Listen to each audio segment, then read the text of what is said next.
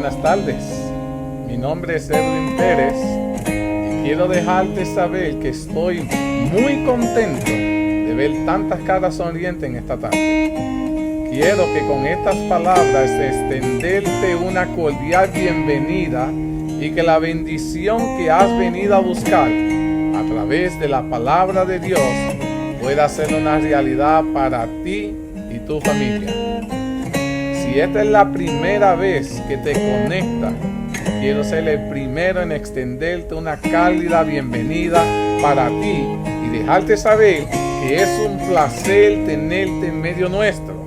Me gustaría que tomaras un tiempito, mi querido hermano, y nos dejes tu nombre, de dónde eres, si tienes una petición por la cual te gustaría que oráramos en esta tarde. Esa información nos ayudará a conocerte un poco mejor y saber cómo podemos servirte y orar por ti. Dicho estas palabras, quiero que en este preciso momento preparemos nuestros corazones para el próximo segmento. Que el Señor me los bendiga grandemente a cada uno de ustedes.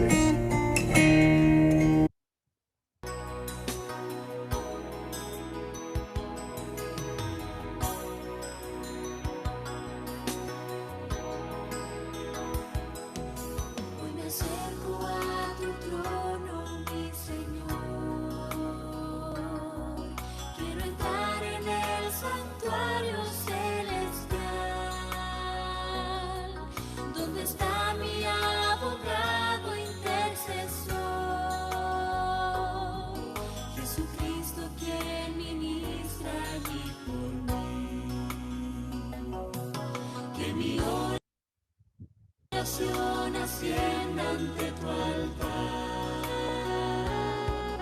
como incienso agradable a ti, Señor,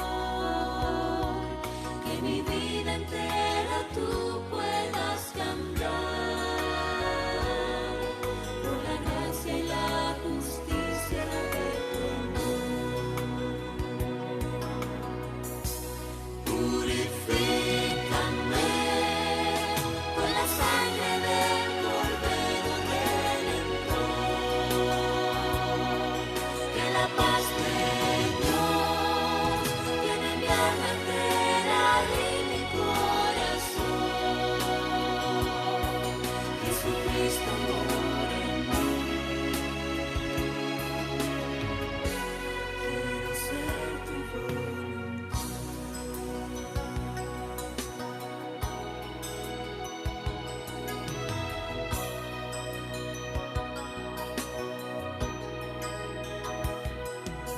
En el juicio ante el trono celestial,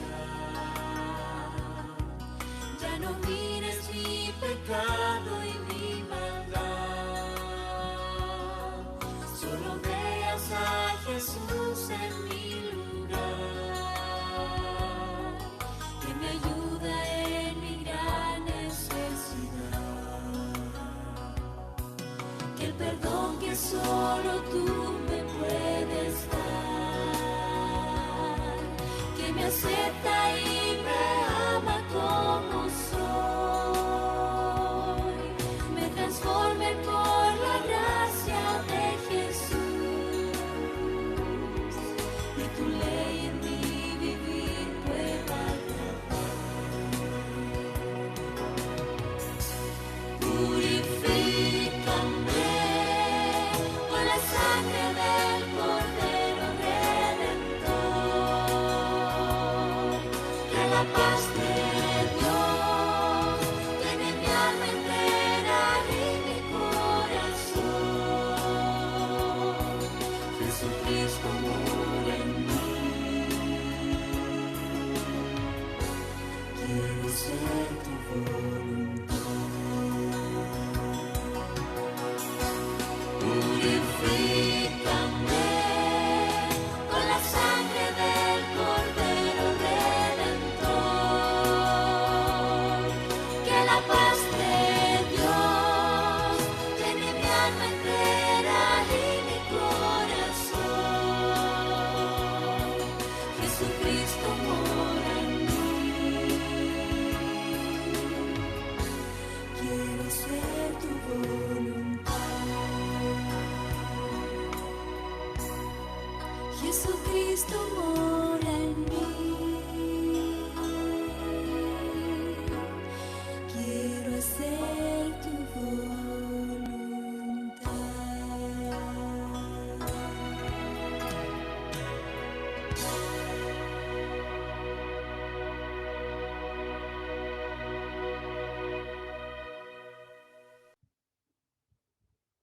Oremos, querido Padre.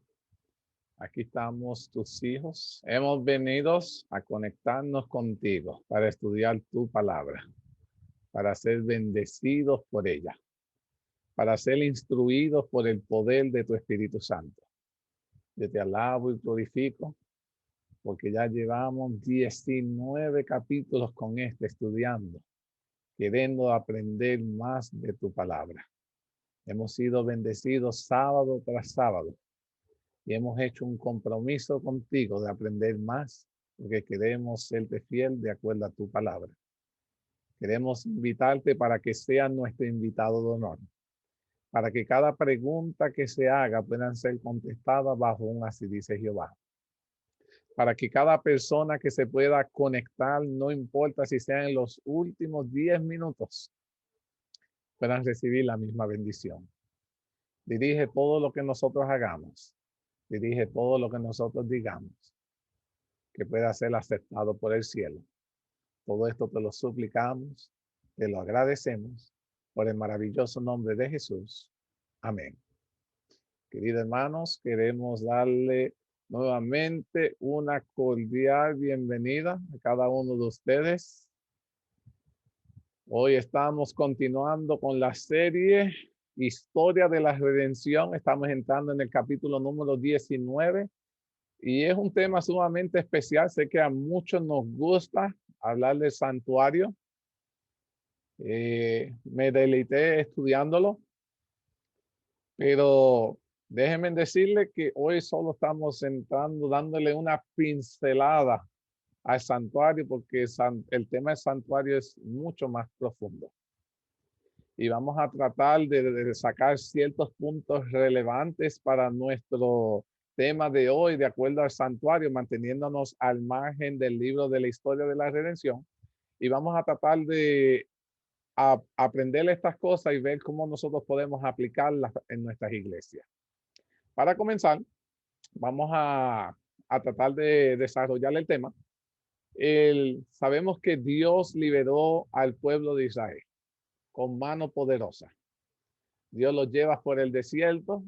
El pueblo, tristemente, lo único que hacía en todo el proceso del camino hacia la tierra prometida era un pueblo que se anda quejándose, murmurándose, y le daban el crédito de haber sido liberado a su líder Moisés, y perdieron de vista la esencia de que Dios es el líder del pueblo de Dios.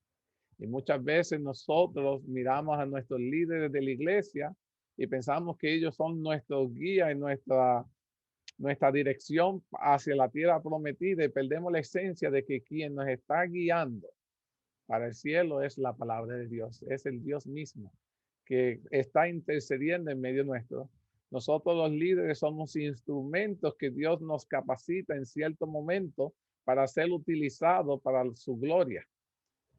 Y vemos que el pueblo en la semana pasada recibió la ley de Dios, recibió el amor de Dios, el carácter de Dios, y lo recibió de una manera majestuosa, al punto que todos estuvieron de acuerdo y dijeron que le iban a ser fieles a Dios y que iban a cumplir con las leyes tal y como Dios las había establecido. Muchos de nosotros hemos hecho la misma promesa cuando nos hemos bautizado y le hemos dicho a Dios que le vamos a ser fiel en todos los aspectos y puntos de su palabra. Pero al transcurrir el tiempo, ¿qué pasa con el pueblo? Se enfría y vuelve a sus viejas andadas y viejos hábitos. Y Dios quiere hoy hacerle entender al pueblo de Dios que Él quiere estar en el centro de nuestras vidas. Y Dios dio instrucción para construir el tabernáculo justamente en donde, en el centro del pueblo de Israel. Dios quería manifestarse de una manera más tangible, más visible, y Dios mismo fue el que pidió que se construyera el santuario. Una manifestación de Dios queriendo decirle al pueblo de Israel, estoy presente. Porque de alguna manera, con la nube y la columna de fuego parecía que no era suficiente para el pueblo de Dios. Y muchas veces para nosotros ciertas cosas no es suficiente y Dios quiere manifestarse en medio de nosotros y ser un Dios real y presente. Ahora, cuando Moisés y el pueblo de Dios fue a construir el santuario, porque Dios le pidió que construyeran un santuario en el cual él iba a estar morando en medio de ellos, me imagino que ustedes piensan que Moisés comenzó a consultar con los arquitectos cómo será la mejor forma de construir este santuario para honrar a nuestro Dios, para que Dios se sienta cómodo dentro de él. Eso fue lo que hizo Dios. Comenzó a hacer una reunión con todos los mejores ingenieros que había en aquel entonces para poder construir el mejor santuario con las sillas tal vez más acoginables, un aire acondicionado en aquel entonces que entrara el viento del desierto. Eso fue lo que sucedió. ¿Cómo comenzaron ellos a tener una idea de cómo se debía construir este santuario? A ver. El plan ya estaba completamente dirigido por Dios y Él les entregó los planes. So, Dios fue el arquitecto maestro de todo el plan. Tenían específica de qué tenían que hacer. Ahora, y me gusta eso, muchas gracias Josie, porque es sumamente cierto que Dios les dio prácticamente el plano de cómo hacerlo, pero lo interesante de este plano era que este santuario tenía que ser parecido a ¿cuál? Al santuario celestial. Amén. Mira, este tabernáculo, este santuario, no era cualquier edificio que se iba a levantar en el pueblo de Israel. Era sumamente semejante al que hay en el cielo. Se le dice que era una sombra, que es parecido, pero no es completamente ¿qué? Idéntico, pero era bastante parecido. Y tenía que tener ciertas cosas que era sumamente importante ese santuario, porque cada cosa en el santuario tiene un significado sumamente especial. Ahora, otra cosa que tenemos que nosotros señalar fue que Dios no solo les dio el plano. Le voy a leer lo que dice el Espíritu de Profecía porque esto a mí me regocijó. Acuérdense que el pueblo de Israel tuvo mucho tiempo esclavo en Egipto. Y como esclavos perdieron muchas de las habilidades y destrezas que tal vez ellos tenían. Y viviendo una vida de esclavo solo te hace a ti ser un experto en lo único que tú haces dentro de la esclavitud. Pero mira lo que dice la sierva de Dios. Dice, el tabernáculo fue hecho de acuerdo con el mandamiento de Dios. El Señor mismo suscitó hombres y los habilitó con facultades sobrenaturales para llevar a cabo una obra sumamente ingeniosa. Mira, Dios no solo le dio el plano, Dios los capacitó a ellos para que pudieran moldear y construir el templo de la manera que él quería que lo hicieran. Aquellos que no sabían tallar con madera, Dios los capacitó para que pudieran hacerlo. Aquellos que no sabían cómo moldear el oro y esas cosas, Dios les dio la capacidad para poder hacerlo. Aquellos que necesitaban coser las telas, que se vieran los diseños de los ángeles y esas cosas, Dios les dio la capacidad para que ellos pudieran hacerlo de la forma como Dios se lo pidió. Déjenme decirle que este templo tenía que quedar exactamente como Dios lo había pedido. Cuando Dios pide algo de ti y mí, mis queridos hermanos, nosotros tenemos que hacer todo dentro de lo que nosotros podamos. Y aun cuando nosotros no podamos, cuando nuestros recursos se acaban, Dios proveerá, porque Dios, cuando da una orden, Dios va a permitir que todo quede como Él lo ha pedido. Dios proveyó para este templo y dice, no se le permitió que ni a Moisés ni sus obreros planificaran la forma ni los métodos de construcción del edificio. Ninguno de ellos podían decidir cómo se debiera haber construido, sino que Dios les decía a ellos cómo tenían que hacerlo. Interesante ese punto. No se le permitió al hombre determinar cómo hacerlo, sino que el hombre se tenía que dejar llevar por Dios para hacerlo como Dios le pedía. Y nuestras vidas debieran hacer de esa misma manera. Que nosotros no le digamos a Dios cómo nosotros debemos dejar llevar nuestras vidas, sino que tenemos que confiar en el plano que Dios ha establecido y dejar que sea Dios el que dirija para la construcción de nuestras vidas. Dice, Dios mismo trazó el plano, se lo dio a Moisés con indicaciones definidas en cuanto a su tamaño y a su forma, a los materiales que debían emplearse en la construcción y especificó cada mueble donde se colocarían. Le presentó un patrón en miniatura del santuario celestial y le ordenó que hiciera todo de acuerdo con el modelo que se le había mostrado en el monte. Moisés escribió todas estas indicaciones en un libro y las leyó delante de la gente más influyente.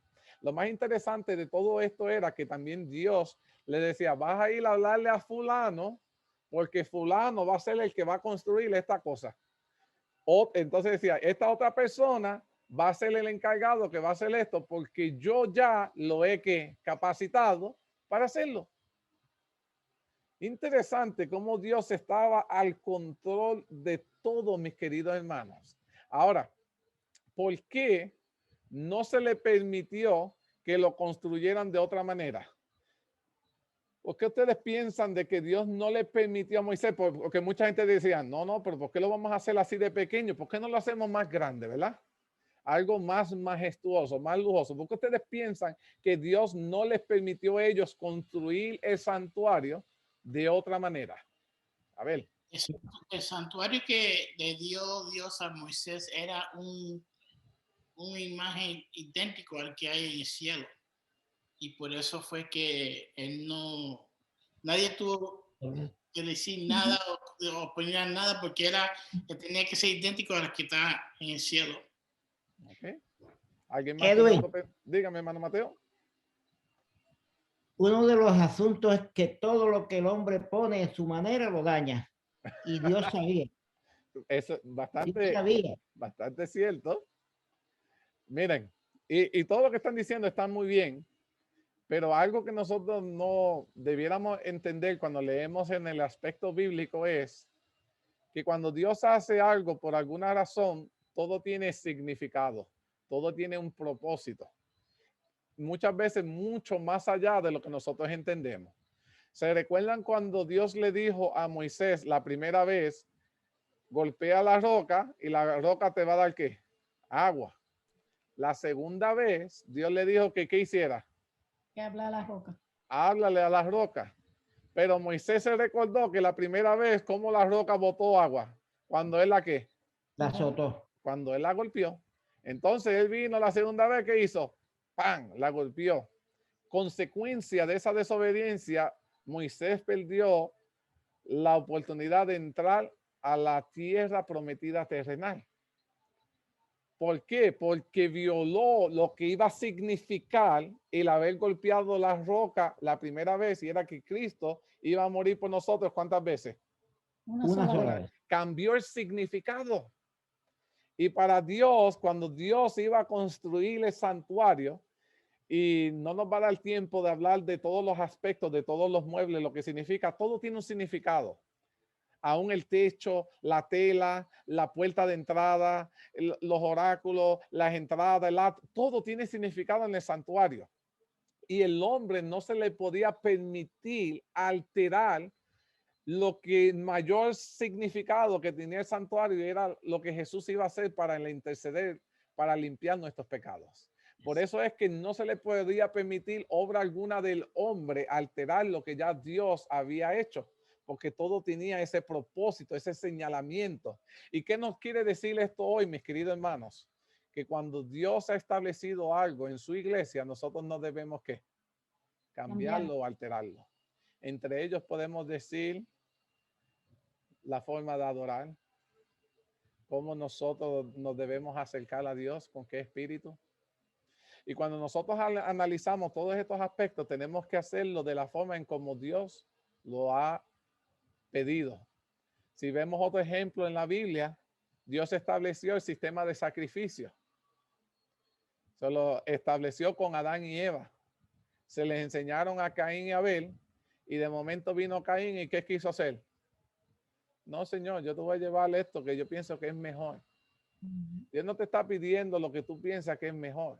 Dios no quiere que tú cambies lo que ya le ha establecido, porque el Señor, ¿qué hace? Lo rechaza. Dios quiere que su pueblo aprenda a obedecerle y hacer las cosas como Él así lo ha pedido. Le dijo a Adán y Eva, de todo árbol pueden ¿qué? Comer. Todo esto fue hecho para ustedes, excepto uno. Y habían tantas variedades de fruta, tantas variedades de árboles, y solo le dijo, uno no pueden comer.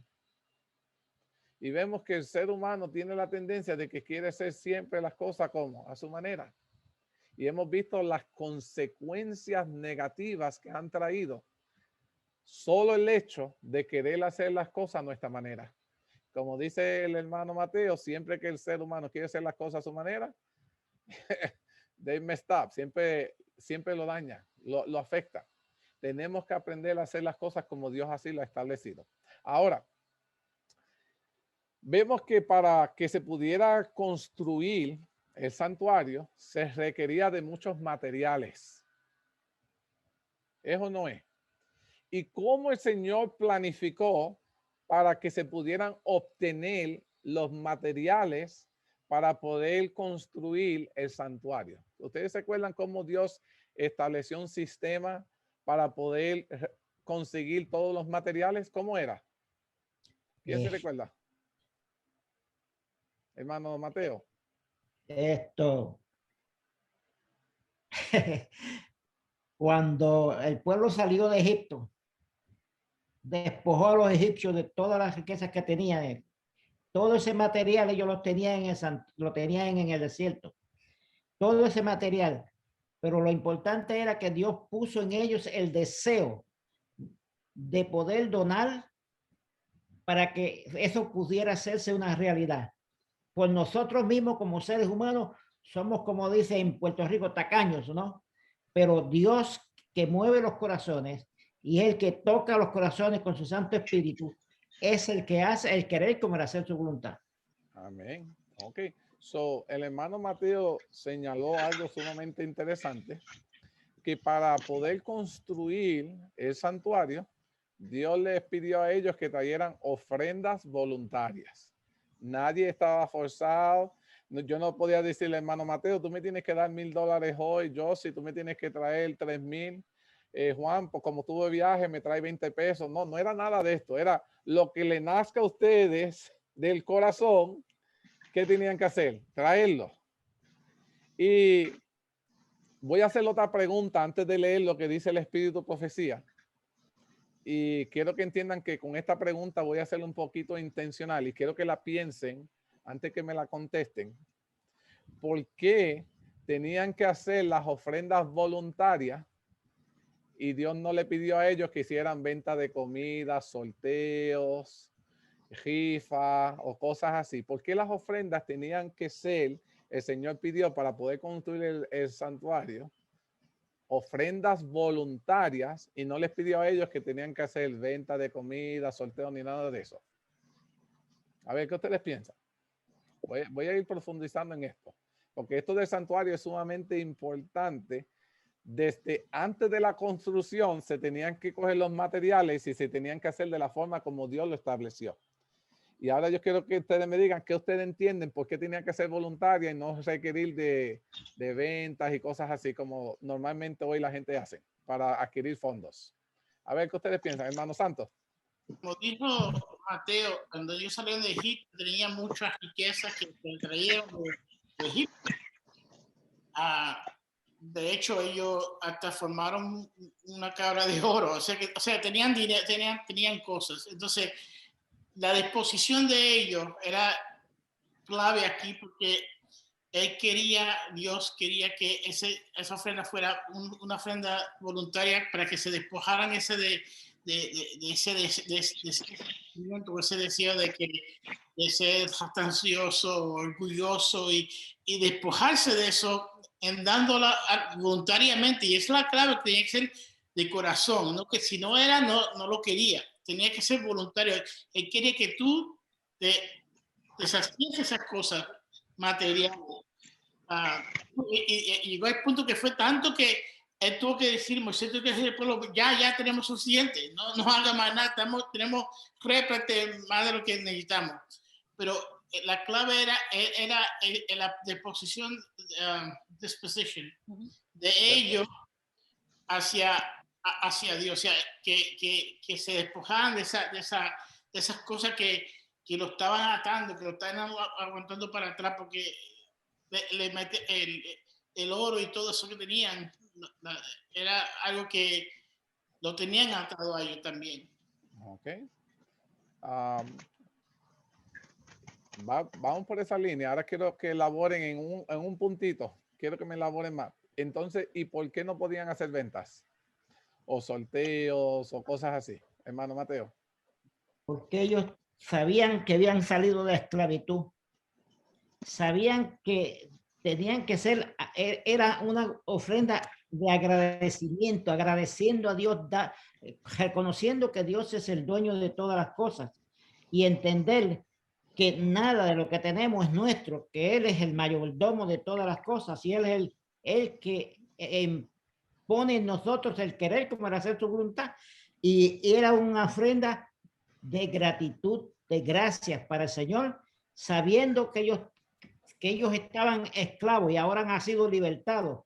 Y ahora Dios quiere que hagan un santuario y quiere que esas ofrendas sean voluntarias de corazón para que Dios pueda seguir bendiciéndolos y preparándolos para la tarea que tenían y el camino que tenían hacia la Canaán celestial, hacia la Canaán.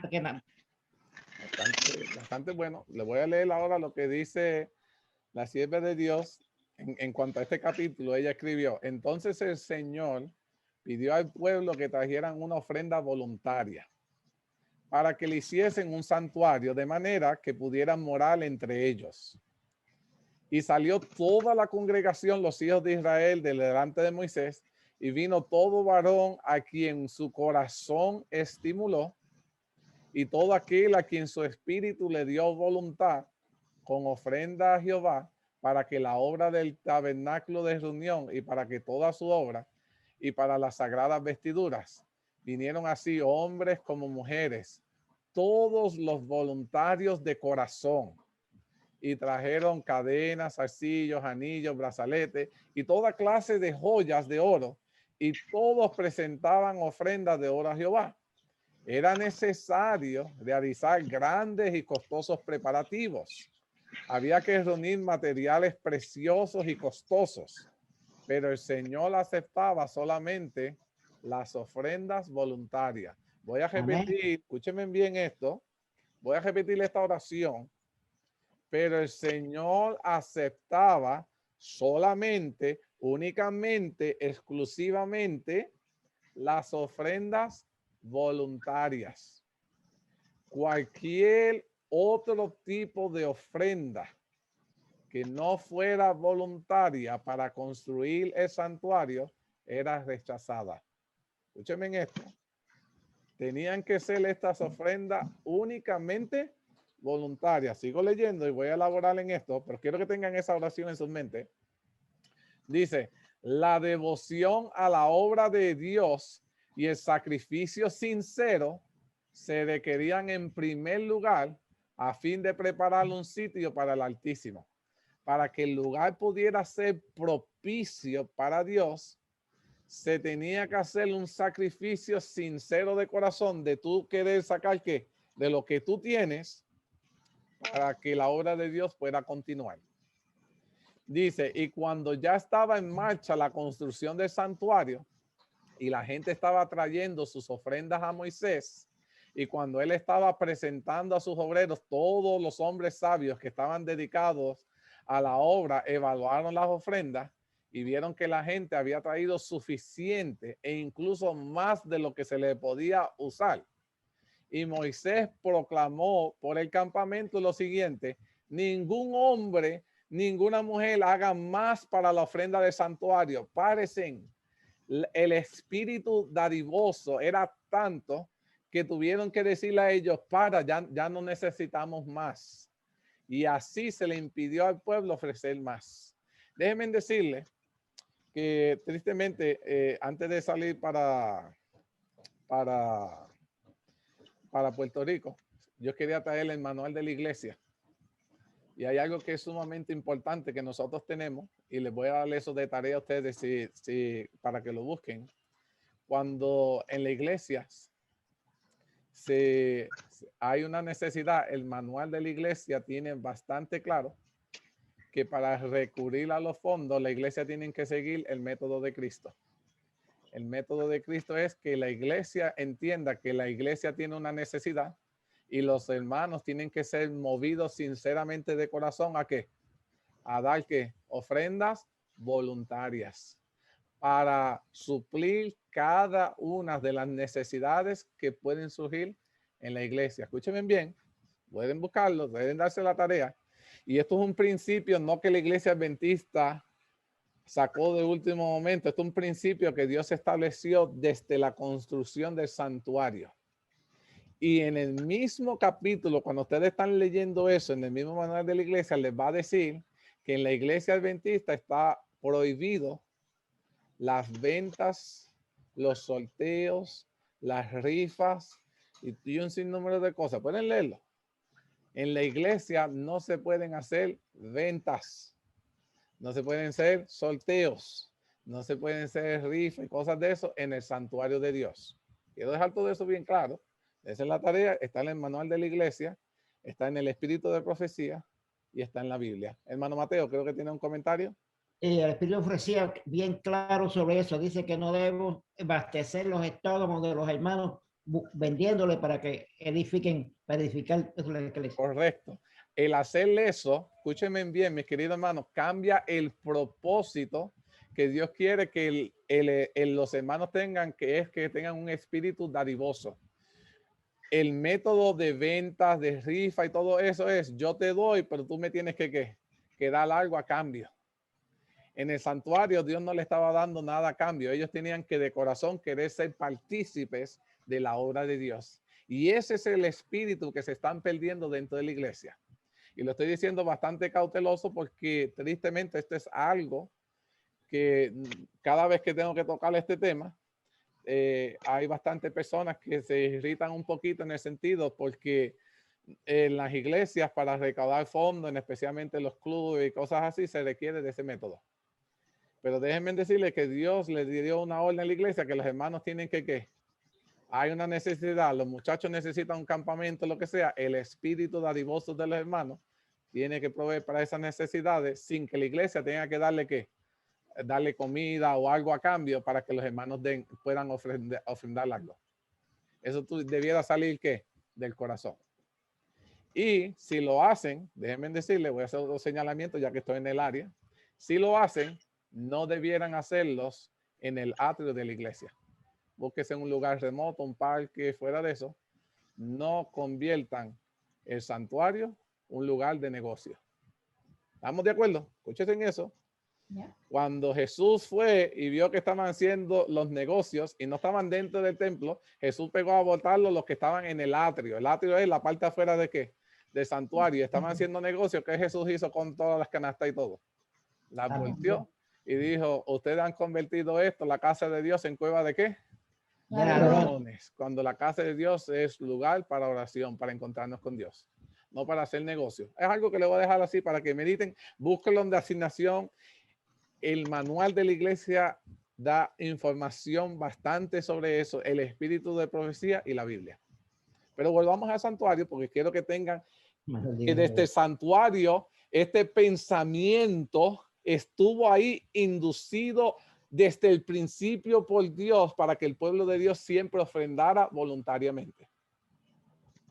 No se esperaban eso, pero les tengo que enseñar porque de nada vale que yo sepa y no les diga estas cosas que desconocemos. ¿Ok? Pero tienen la asignación y si quieren más información, cuando regrese a la Florida, que les puedo conseguir en qué página, en qué capítulo está, se los puedo mandar. Eso en confianza puedo compartirlo. Ahora, dice aquí, ¿qué deberían manifestar aquellos que desean preparar un lugar para la presencia de Dios? ¿Cómo debieran manifestarse aquellos que desean preparar un lugar para la presencia de Dios? ¿Qué lugar se preparan hoy en día para que la presencia de Dios esté? ¿Qué cosas se construyen? Las iglesias. Muy bien, Joseph. Entonces, ¿cuál debiera ser nuestro espíritu cuando nosotros queremos levantar un templo, comprar un templo, queremos hacer los preparativos. Mira lo que dice la sierva de Dios, y ella es bastante clara en cuanto a esto. Dice lo siguiente, dice, incluso sus actos de devoción, la energía y la generosidad manifestada al traer sus ofrendas voluntarias a Moisés, nuevamente dice que las ofrendas tienen que ser como voluntarias. No le está diciendo vamos a vender en la placita, vamos a hacer, dice que el corazón del hermano tiene que traer ofrendas voluntarias a Moisés, aparecen registrados en beneficio del pueblo del Señor. Su ejemplo al preparar con tanta alegría los materiales para el tabernáculo son un ejemplo para todos los que verdaderamente aman y adoran al Altísimo. Cuando tú en realidad ama a Dios, ama la causa y estás dispuesto a ayudar con todo lo que tú puedas por la causa de Dios, voluntariamente. Y ellos dicen que cuando se manifiesta en el pueblo de Dios ese espíritu, entonces se pueden ver el carácter de Dios representado en ese pueblo. No un carácter de que si tú me tienes que dar algo para que yo te pueda dar algo. Ese espíritu no es de Dios. Y dice, los que aprecian la bendición de la sagrada presencia de Dios, porque en este lugar que vamos a comprar, la presencia que vamos a estar es la de Dios. Dice, cuando preparan la construcción de un lugar para encontrarse con Dios, debieran manifestar más interés y celo en esa obra sagrada. No se debe mover el dinero para ninguna otra cosa que sea eso. Esa debiera ser la prioridad. Y dice, y debieran adjudicarles un valor proporcionalmente mayor a las bendiciones celestiales que a las comunidades terrenales. Debieran comprender que están edificando una casa para el Señor.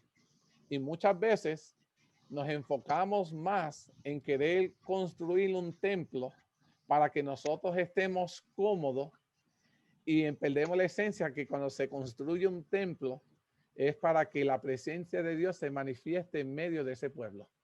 Amén. Que lo esencial cuando se crea ese templo es para agradar a Dios con nuestras ofrendas, con nuestro culto de adoración, con nuestras alabanzas. Que el centro de todo lo que se hace en ese lugar que ha sido consagrado para Dios es para agradar a Dios. Y muchas veces ella dice que el problema está en que todas las ofrendas se mueven towards, hacia la comunidad de los hermanos y no en agradar a Dios con nuestro servicio. Y nosotros debiéramos entender que lo esencial de todo lo que nosotros hacemos, construimos y hacemos en el templo es para agradar a Dios y que Dios pueda ser exaltado. Amén. Él es el centro de todo lo que nosotros hacemos en ese lugar sagrado. Y que todo el dinero que se mueve tiene que ir en esa dirección. Solo les quiero decir que mayormente muchas veces el dinero se mueve más en equipo de sonido y cosas así, pero lo esencial debe hacer en evangelismo, mis queridos hermanos, en que la obra se esparza. Hoy estuve predicando a mis hermanos de la iglesia de Pecha y le estaba haciendo recordar que lo importante es que tú y yo, mis queridos hermanos, seamos facilitadores para que las personas se acerquen a Jesús y no seamos la obstrucción para que los hermanos se alejen. Y el templo debiera ser de tal manera un facilitador, mis queridos hermanos, para que las personas puedan adorar libremente a Dios como Dios así lo ha establecido. Y no debiéramos estar poniendo, no, que esta debe ser, yo creo que es mejor que se haga esta forma de adorar a Dios que con estas pantallas aquí y para allá. Entonces tú ves que la gente está distraído con tanta tecnología, con tanta grabación, con tanta proyección y aquí para allá, y los hermanos pierden la esencia de lo que estamos haciendo. Entonces estamos enfocando más en lo que está haciendo el hombre y no lo que el Espíritu de Dios puede ser por nosotros. Y tenemos que entender que el templo es el lugar para promover la conexión del hombre con Dios. Eso es lo importante, mis queridos hermanos. Entonces dice, ¿cómo debe ser edificado un templo para Dios? Eso fue una pregunta sumamente importante. Y la sierva de Dios dice lo siguiente, dice, ciertamente es importante que un edificio que se levanta expresamente para que Dios se encuentre con su pueblo, debiera ser edificado con cuidado. Eso no se puede hacer de cualquier manera para que sea cómodo. El templo tiene que ser limpio y conveniente, puesto que ha de ser dedicado al Señor y ofrecido para Él, para su uso. Y se le ha de solicitar que more en su casa, para que ésta adquiera un carácter sagrado gracias a su santa presencia. Lo que hace que el templo sea sagrado no es que nosotros estemos allí. Lo que hace que el templo esté sagrado es que la presencia de Dios se manifieste en medio nuestro. Pero Dios no se puede manifestar en un templo que no, el centro de su atención no es Dios, sino el predicador. Y muchas personas van a la iglesia por el predicador, se le da el enfoque, tanta atención al orador y perdemos la esencia que el orador solo es un instrumento, que a quien venimos a adorar es a Dios. Y cuando el centro de la atención cae en el orador o o en el sillón, que si el aire acondicionado, lo que sea, y pierde la esencia, mis queridos hermanos, en ese lugar no se manifiesta el Espíritu de Dios. Y es nuestra responsabilidad como hermanos de cada iglesia en la que nosotros asistimos, procurar que el templo sea un lugar donde la presencia de Dios se pueda manifestar en medio nuestro. Porque de nada vale que tú vayas cada sábado a adorar a Dios al templo, donde en ese templo la presencia de Dios no esté. No importa cuánto hayas elevado tu oración, si la presencia de Dios no está ahí, has perdido tu tiempo, mis queridos hermanos. Y para que la presencia de Dios se pueda manifestar en un templo, cada corazón que se entra al templo tiene que ir con la intención de encontrarse con Jehová, mis queridos hermanos. Es un trabajo unánime, un espíritu coinonial entre hermanos unidos, intercediendo para que la presencia de Dios se manifieste en nosotros, que lo que Jehová diga se va a hacer, que aunque el sermón sonó como que me jaló las orejas, entiendo que Dios me está dando una oportunidad para hacerlo mejor y no me enojo, sino que estoy entendiendo que Dios me está ayudando, mis queridos hermanos. Ese es el tipo de templo que tú y yo tenemos que edificar, en el cual la presencia de Dios pueda estar en medio nuestro, mis queridos hermanos. Dice, se debiera dar lo suficiente a Jehová, y nuevamente repite por cuarta vez, en forma voluntaria, para poder llevar a cabo la obra con amplitud, de manera que los obreros puedan decir, no traigan más ofrendas. ¿Ustedes creen que eso pudiera ser una realidad hoy? Que nosotros le digamos a los hermanos, no traigan más ofrendas.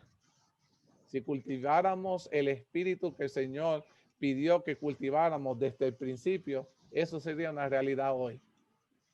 Pero el espíritu que estamos cultivando es, yo te tengo que dar algo para que tú me puedas dar. Eso no es de Dios, mis queridos hermanos. Dios quería que de nuestros corazones saliera el querer ser agradecido y devolverle a Él.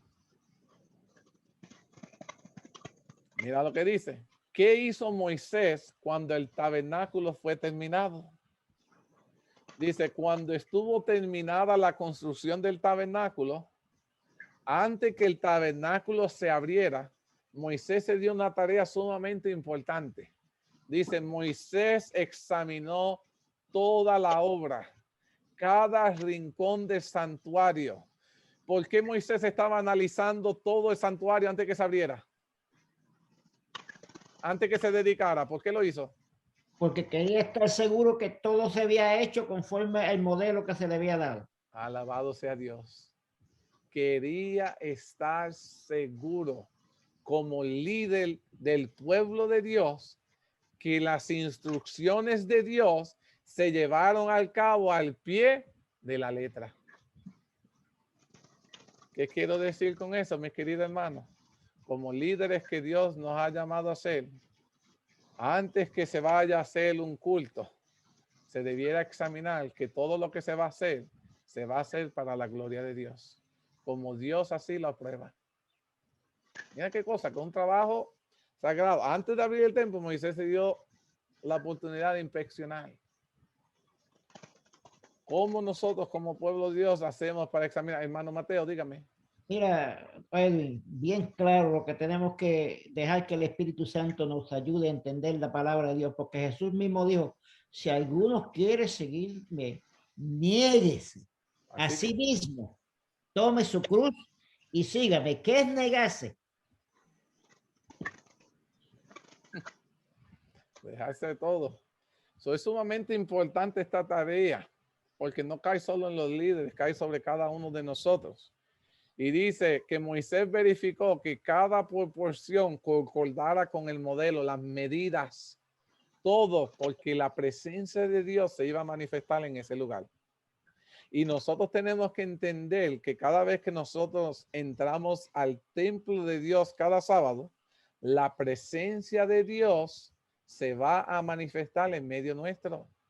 Y nosotros tenemos que ir de acuerdo a como Dios nos lo ha establecido, con las ropas apropiadas para adorarle dentro de lo que tenemos, mis queridos hermanos, con un espíritu contrito a adorar a Él darle toda la gloria y la honra, nuestras ofrendas voluntarias, no queriendo nada a cambio, sin más que todos nos ha dado Él. Lo que tenemos es gracias a Él. ¿Me van entendiendo? Es a Él el centro de todo lo que nosotros vamos a hacer en ese lugar. Y ese es el espíritu que tenemos que cultivar en cada hermano, mis queridos hermanos. Que podamos entender que en este lugar que venimos a adorar, la atención es absolutamente para Dios.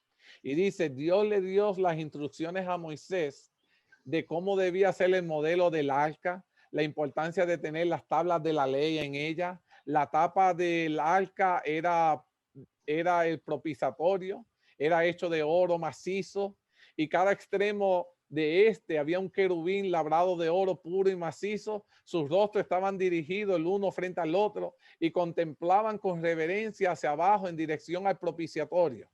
So, ya quiero que se imaginen el acta del pacto o el propiciatorio, como ustedes le llamen. Tenían dos querubines, los dos se estaban mirando y los dos estaban mirando hacia abajo. ¿Qué representa que los querubines estén mirando hacia abajo en el propiciatorio? ¿Algunos de ustedes saben? ¿Qué representan que los dos querubines estén mirando hacia abajo? ¿Por qué no están mirando hacia arriba? Pueden que cada detalle en el arca es sumamente, tiene un significado. Y cuando la... Miraban hacia abajo a las tablas de la ley, así el carácter de Dios. Amén. Esto representa, como decía el hermano Santo, pero representa a todos los ángeles celestiales que contemplan con interés y reverencia la ley depositada en el arca del santuario. Una ley sumamente sagrada, mis queridos hermanos, que aún los ángeles del cielo no pierden su vista de ella. Dice, estos querubines tenían alas. Una de ellas se extendía hacia lo alto, mientras la otra cubría su cuerpo. Y esto ocurría con cada ángel, que representa que cada querubín se cubría su cuerpo. ¿Por qué los querubines se cubrían su cuerpo, mis queridos hermanos? ¿Qué ustedes piensan? Reverencia. Reverencia, ¿qué más? Estaban en la presencia de Dios. Estaban en la presencia de Dios. Mira, dice aquí, el arca del santuario terrenal era una réplica de la verdadera arca del cielo. Allí, al lado del arca celestial, se mantienen en pie los ángeles vivientes. Y cada extremo del arca, cada uno de los cuales cubren el propiciatorio con una de sus alas, elevándola hacia lo alto, mientras con la otra cubren su cuerpo en señal de reverencia y de humildad. ¿Qué quiero decir con esto? Si los santos ángeles reconocen que estando delante de la presencia de Dios se tienen que cubrir como acto de reverencia y humildad, mis queridas hermanas, mis queridos hermanos, cuando vamos a estar delante de la presencia de Dios como acto de reverencia y humildad, ¿cómo debiera estar nuestros cuerpos? cubiertos. Y se los digo con el mayor amor. Si los ángeles nos dan ese recordatorio de que estamos delante de la presencia de Dios y ellos están vestidos y aún así con sus alas, ¿qué hacen? Se cubren para decirle al Señor que reconocemos que tú eres Dios. Y como acto de reverencia y de humildad lo hacen, ¿por qué nosotros no lo vamos a hacer, mis queridos hermanos? Mis queridas hermanas. Dígame, hermano Mateo.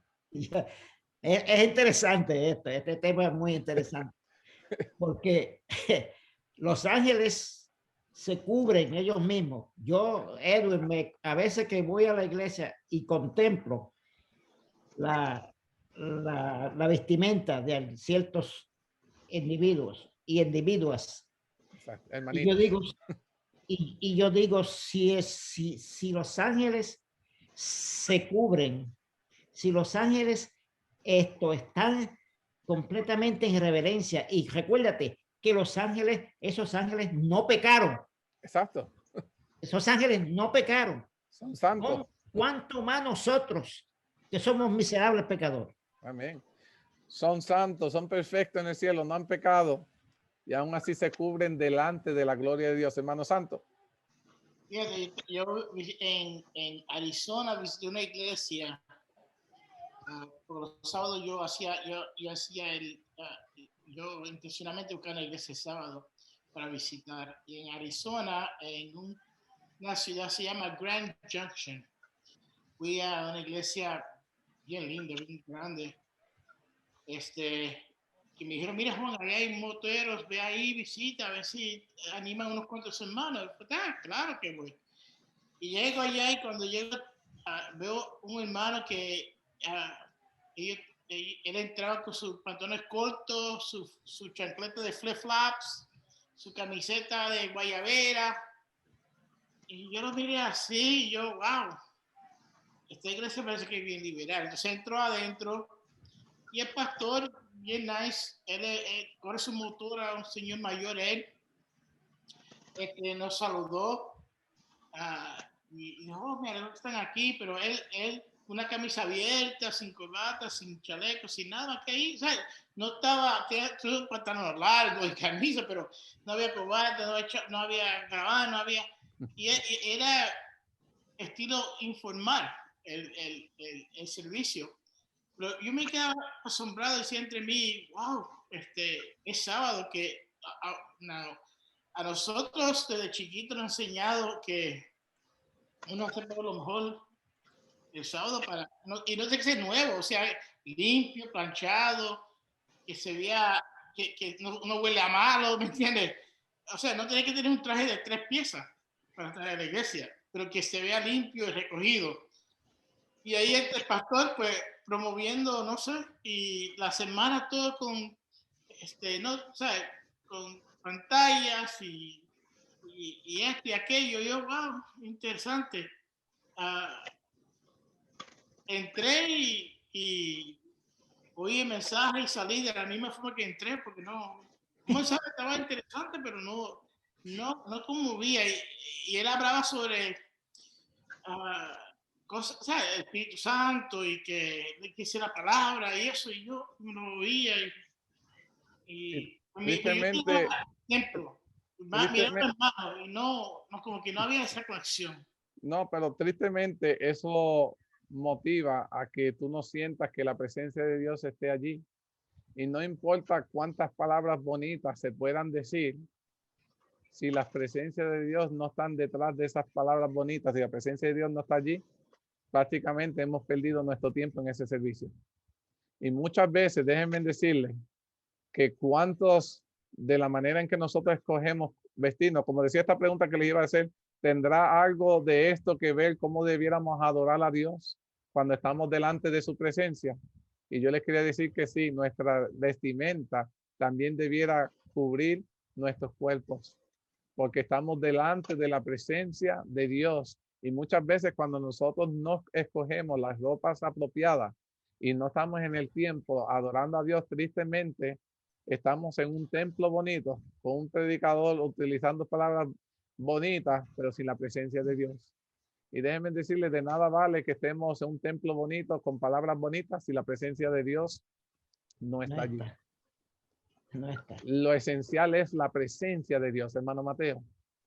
Mira, en el 2002 tuve la oportunidad de ir a Washington, D.C., el presidente Bush.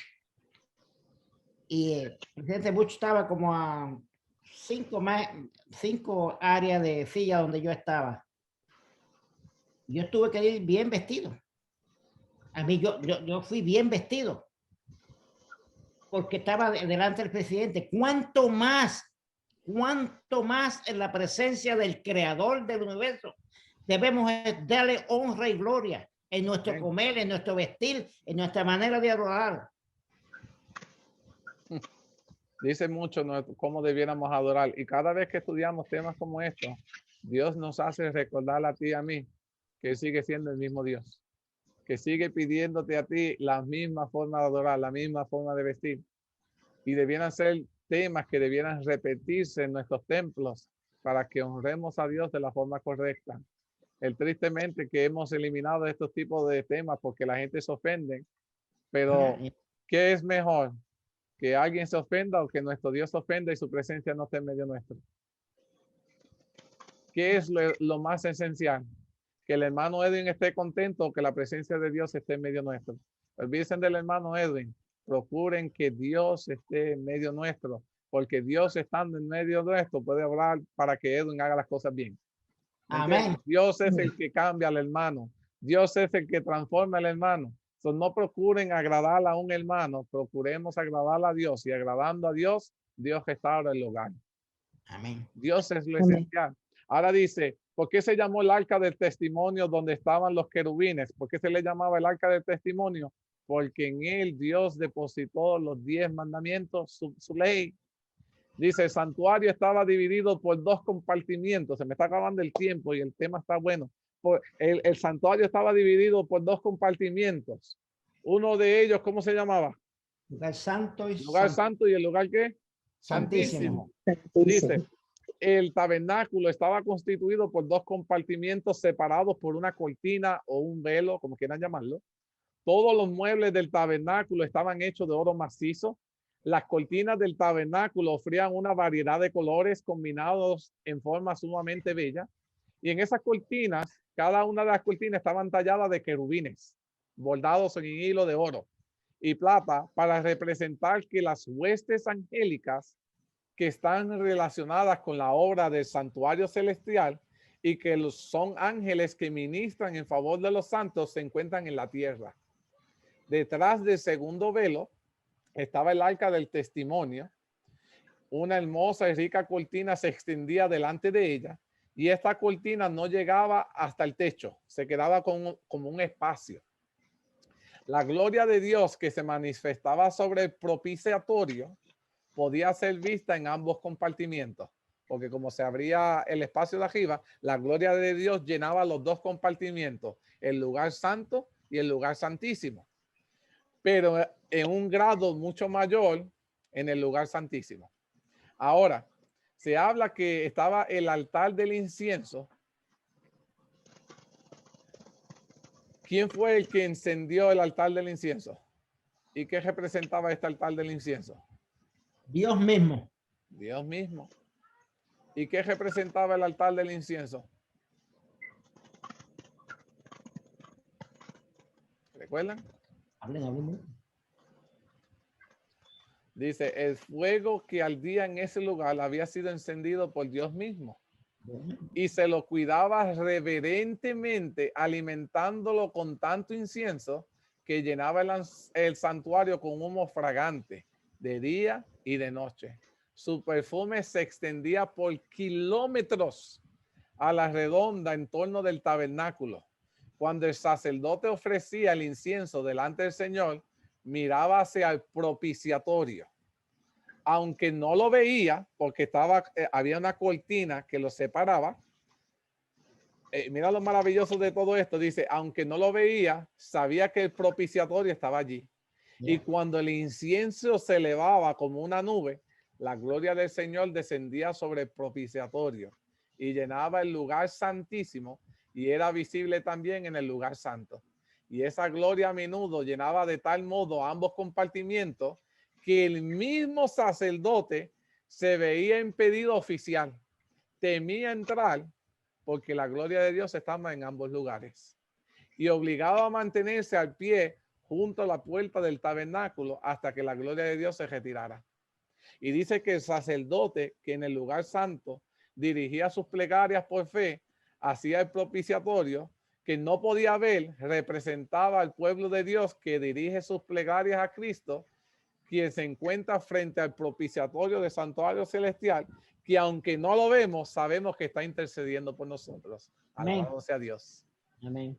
No puede ver al mediador con sus ojos naturales, pero mediante el ojo de la fe podemos ver a Cristo frente al propiciatorio. Y Amén. le dirigimos nuestras oraciones y con seguridad súplica los beneficios de nuestra obra mediadora. ¿Cuántas veces podía entrar el sumo sacerdote al lugar santísimo y por qué?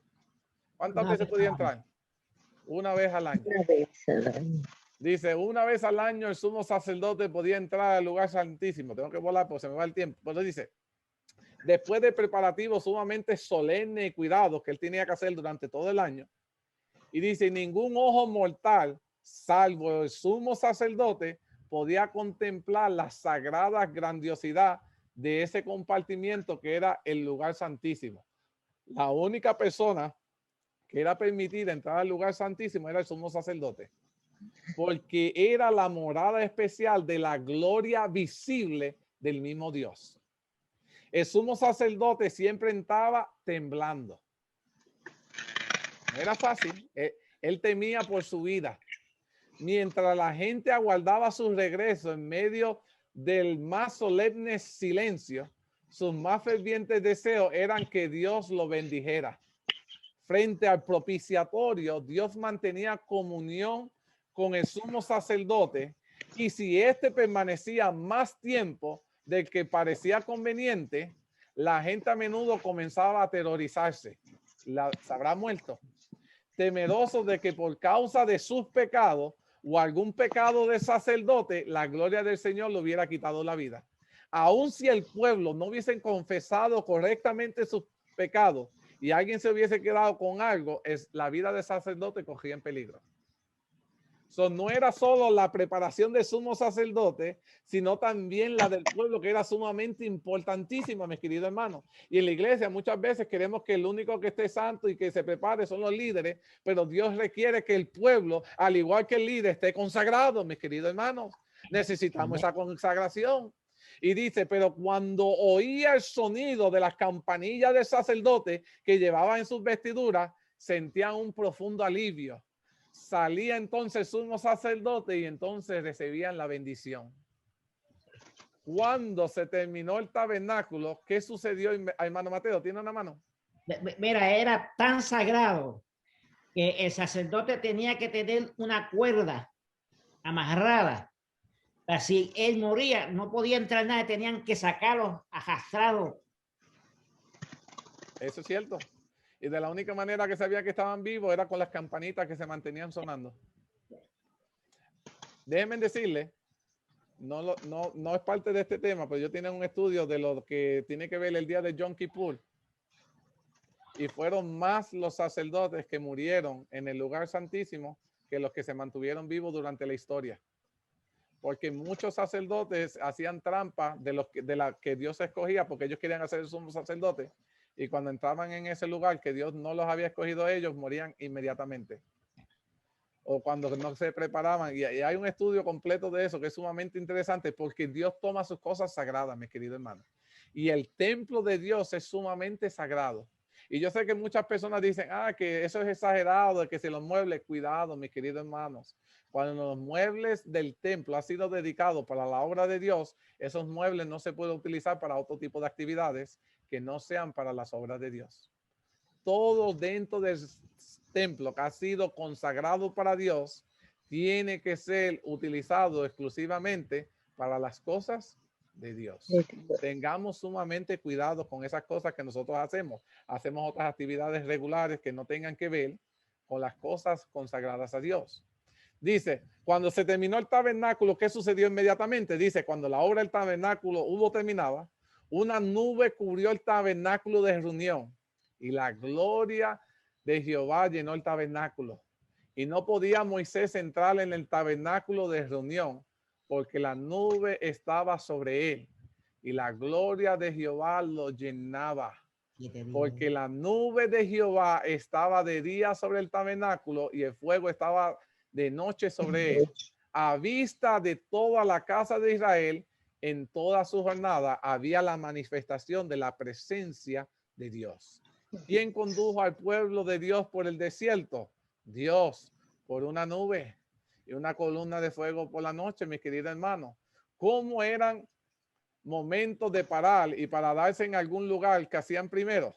En todos los viajes se manifestaba un orden perfecto. Cada tribu llevaba un estandarte, un emblema. Y cuando la nube se detenía, se levantaba el templo. Primero se levantaba el templo. Y después cada tribu iban en cierto orden alrededor del santuario. Y así se hacían todas las tiendas. Siempre se levantaba el templo para que la presencia de Dios se manifestara. Entonces se hacían las demás tiendas. ¿Qué debe ser lo principal en nuestras vidas, mis queridos hermanos? Que la presencia de Dios se manifieste sobre su pueblo.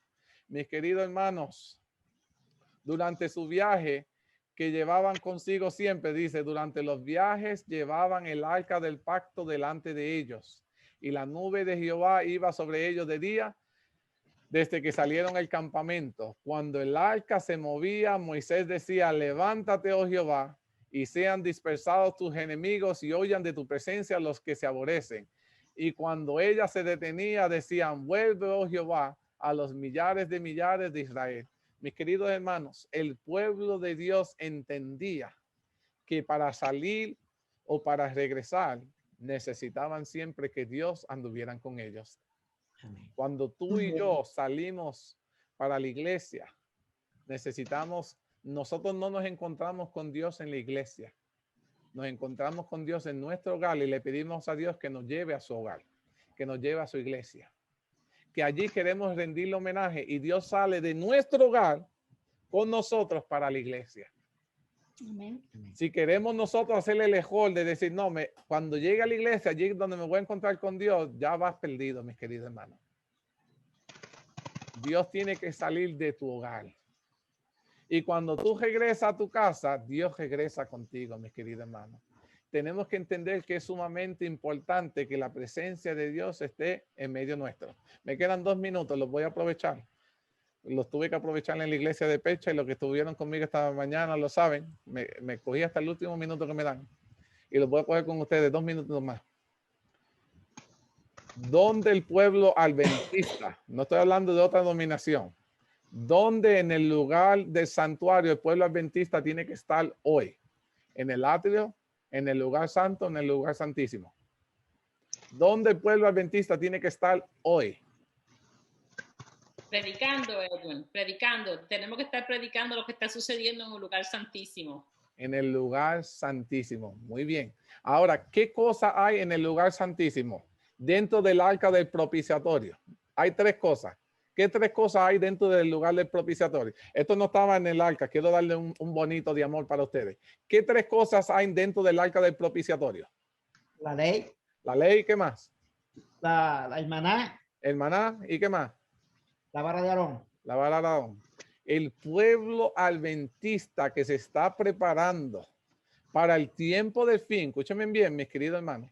Para el tiempo del fin, que creemos que es ahora, tiene que estar practicando los 3 elementos sumamente importantes que hay en el lugar santísimo. El pueblo adventista del tiempo de fin cree en la ley de Dios. Aquí está la paciencia de los santos. Los que ¿qué? Guardan los mandamientos. Guardan los mandamientos de Dios. Y tienen la fe de Jesús.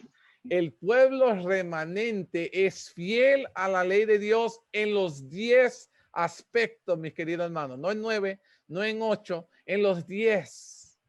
El pueblo adventista, cuando está el maná, cree en el régimen pro salud. Un pueblo que se está cuidando su cuerpo porque el cuerpo es templo del del Espíritu Espíritu. Santo. Y para el pueblo del fin, el pueblo remanente está viviendo, aplicando el régimen pro salud. Y número 3, la vara que rebeldece, una vara seca, una vara muerta. ¿Se acuerdan?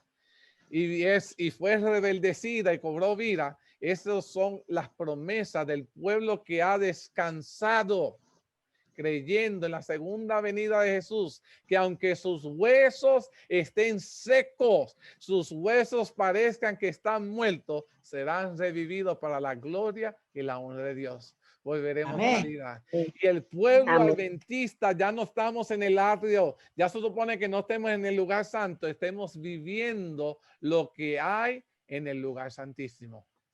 Eso es un tip que les quiero dar para que profundicen ese estudio de lo que hay en el lugar santísimo que Dios requiere para el pueblo adventista de hoy, mis queridos hermanos. Que el Señor me los bendiga. Estoy muy contento que este tema se llevó bastante dinámico. Gracias a ustedes. Quiero saber si hay algún comentario que quieran ustedes añadir o alguna pregunta antes de que culminemos con este tema. Hermano Mateo. Mira, cuando se terminó el santuario, que la gloria de Dios estuvo sobre el santuario, fueron 7 días. Y el 7 es símbolo de qué? De perfección. De perfección. El sábado. Alabado sea Dios. Mi querido hermano, dígame, Josie. Para las personas que viven acá en la área de Florida y Tampa, la iglesia de Tampa, de Brandon Hispana, va a tener un programa específicamente del santuario. Amén. Comienza el miércoles 16 de junio y termina el sábado. Y creo que esa es la intención. Se va a hacer un santuario, una réplica de lo que del santuario. Es comenzando este miércoles. Miércoles 16 de junio. Entonces se van a conectar por la YouTube o por el Zoom de la iglesia. Eso no sé. Yo sé que el sábado se concluye con una réplica en los atrios. O sea, va a haber... Bueno, si logran hacer ellos un flyer o algo, házmelo llegar. Okay. Y yo lo quiero distribuir para que... Esto es un tema que es sumamente importante. El tiempo que tengo y dado el libro es bastante comprimido, como le dije. Pero es importante que el pueblo adventista entienda la verdad del santuario porque es una de las cosas que las demás denominaciones no hablan, no creen y no entienden a la magnitud que nosotros sabemos. Y es sumamente que nosotros como pueblo adventista necesitamos entender y necesitamos practicar. Mira las cositas tan sencillas como les dije de cubrirse de este santuario. Cómo ofrecer ofrendas voluntarias, cosas que ya no se hacen.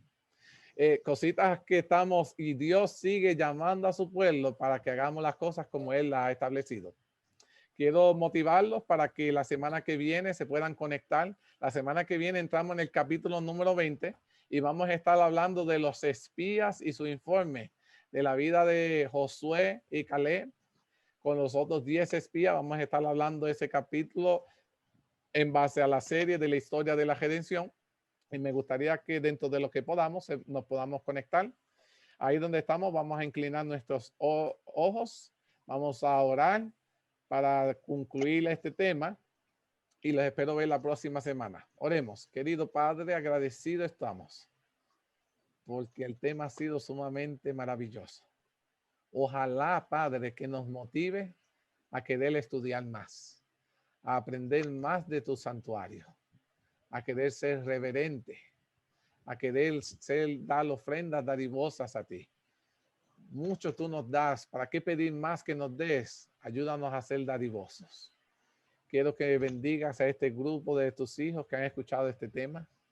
Bendice a aquellos que van a estar siendo recibidos a través de YouTube, que de igual manera puedan ser bendecidos. Ayúdanos a compartir estos mensajes con otros hermanos, Padre, que necesitamos volver a estas sendas antiguas. Necesitamos amonestar a nuestras iglesias, Padre, si en algún momento nos hemos desviado de estos principios que tú has establecido. para que tú, Señor, puedas ser el centro en nuestras iglesias, para que a ti pueda ser la gloria y la honra y podamos sentir que cada sábado que salimos de nuestros templos hemos sido bendecidos por ti. Bendice Amén. a cada oyente que se han conectado. Te queremos nuevamente pedir por todas las bendiciones, por todas las peticiones que hemos pedido en el principio.